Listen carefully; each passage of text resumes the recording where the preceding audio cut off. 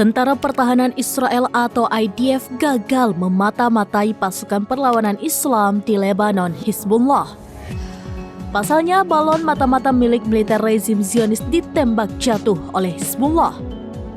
Sebuah balon observasi IDF ditembak jatuh oleh Hizbullah di perbatasan Lebanon.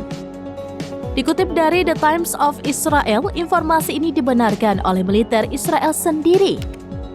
IDF mengatakan balon itu jatuh di Lebanon setelah tembakan rudal Hizbullah.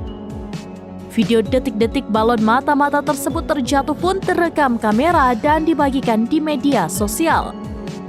Dari video berdurasi 11 detik yang beredar, balon udara tersebut terlihat sudah tidak berbentuk dan melayang-layang di udara.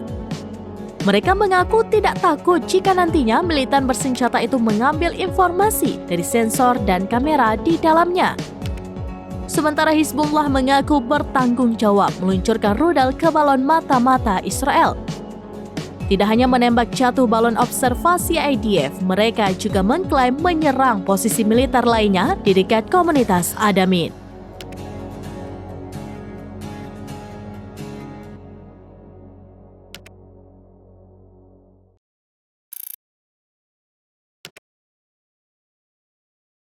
Download Tribun X sekarang, menghadirkan lokal menjadi Indonesia.